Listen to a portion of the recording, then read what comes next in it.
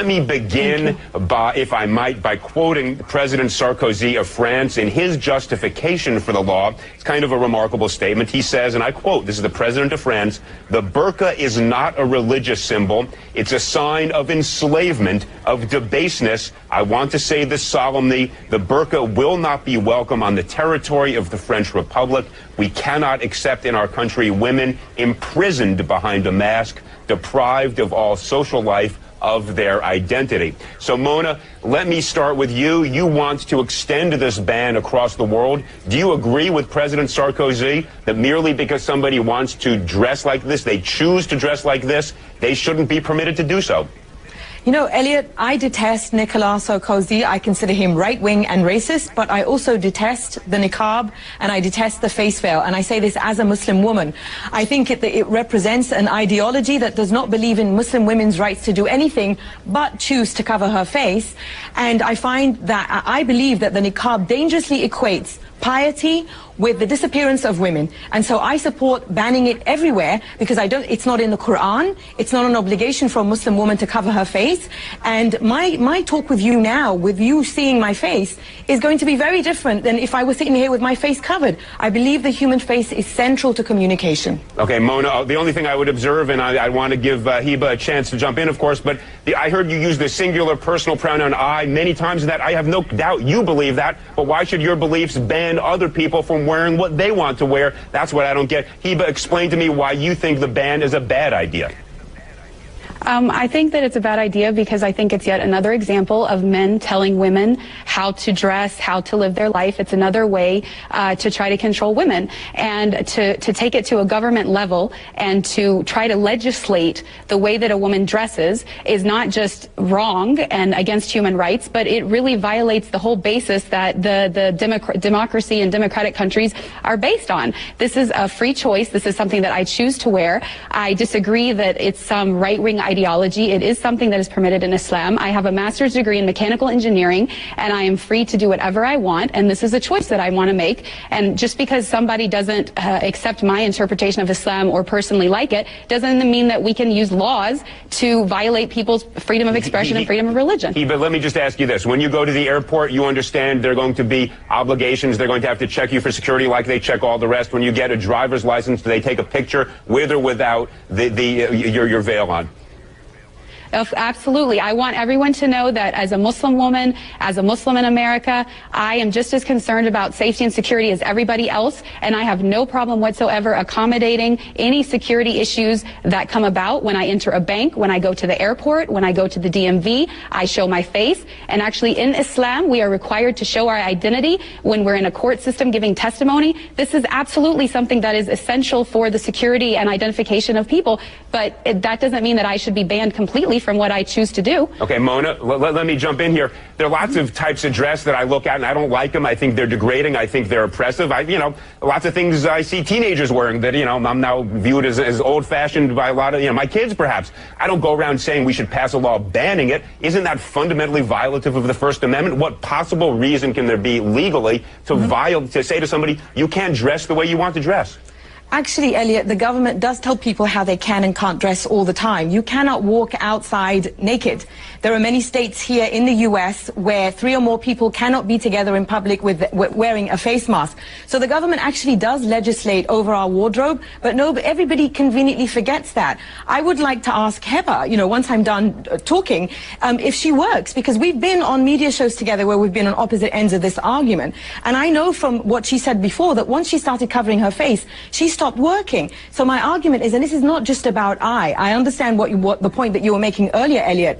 Feminist groups, many women's rights groups have made the point that what the niqab does in a society, especially for Muslim women, is that it creates a spectrum where that is the pinnacle of piety and that is the good Muslim woman. And so of course it affects me. In France, where this ban is going in effect, Muslim women's rights groups there support it because they find that Muslim women who live in the French housing projects have been put under tremendous pressure by the Muslim right wing to give into the niqab, and when they speak out they are told, it's basically they become these political pawns. That's why I said I oppose Sarkozy, but I oppose this on women, because what choice do women have besides covering their face? This ideology doesn't recognize Muslim women's rights. Mona, I just have to push you on one thing here. There are certain prohibitions on the way people dress, or you mentioned nudity, that don't dress, that are in fact imposed upon us by law, but none of them that I'm aware of relates to a specific religion and says if you are a devout member of a religion, you cannot dress in a way that is you are obligated to practice your religion, your choice of faith. Can you think of any example like that? Because I can think of 1,000 other laws, if this were upheld, that suddenly we would limit all sorts of things that people do for their religious beliefs because we don't agree with it. Wouldn't that be a very dangerous thing to do? See, this is, I think, where these right-wing interpretations of religion get a free pass, because everybody says, well, it's my religious obligation. It's my religious right to do this.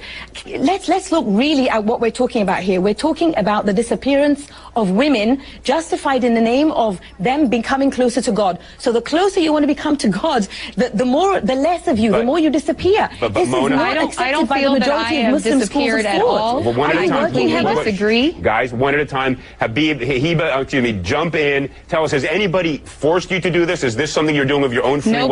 Nobody has forced me to do this, and I really have to disagree with the statistics that Mona is trying to put forth, because studies have shown that there are only 2,000 women in France that wear the niqab. The majority of them are converts who converted to Islam and are voluntarily choosing to do it. This is my choice. Nobody can force me to take it off. I would not take it off even if you paid me to do it. And the fact of the matter is that I have never met a single Muslim woman in all of my travels around the world that is being forced to wear it. I understand Mona does not like it and does not want to wear it personally, but she keeps talking about her own feelings about it, and she wants to use the law to support it. If she wants a diversity in Islamic belief, then she has to accept my version just like she wants me to accept hers. Mona, let me ask you this question. Do you have any evidence to support your statement that women are forced to wear this? And let me ask you this. If women are being forced to do something they don't want to do, there is recourse other than banning this entire mode of dress that is chosen, as we just heard from Hiba, by people who do choose to wear it of their own free will. Well, you know, I lived in Saudi Arabia. Hiba says that she's traveled the world and she's never met a woman who's been forced to wear it. I lived in Saudi Arabia where millions of women are forced to cover their face. But now that the argument will be, well, that's in Saudi Arabia, not in France. What choice does a woman have when she's told she will burn in hell if she doesn't cover every inch of her body? What kind of a choice is that? So, of course, these women who convert to this ideology... I've never heard anybody say that. The women who convert to this ideology, who are then told that this is how to be a good Muslim woman, to be close to God, to avoid hellfire, is there really a choice in that? And I believe when you have a law like this... You know, I told you, I detest Sarkozy. I consider him racist. But I will not sacrifice Muslim women's rights in order to uphold the Muslim right wing, which I believe is misogynist. With a law like that, a woman can tell her husband or any male relative who is forcing her to dress like this, the law says I don't have to dress like this. Mona, let's not deal with Saudi Arabia. Different customs, different laws. We have a First Amendment. No, I was talking about France. I was talking about France. Wait, hold on one second. In the United States, we have a First Amendment that gives people the right to practice religion as they wish.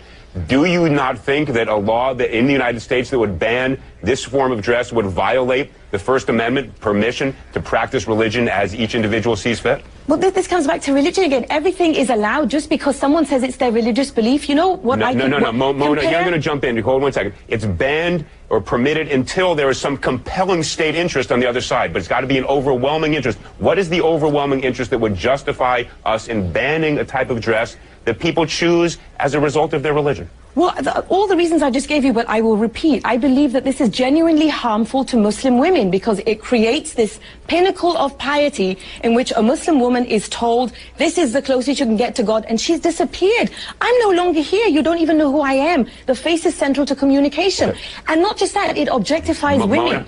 The pinnacle of objectication. Look, I agree with much of what you're saying, but not as a matter of law. Hiba, you know, you get the last word. You haven't gotten a fair time on this one. Give it best 15 seconds you've got. Thank you.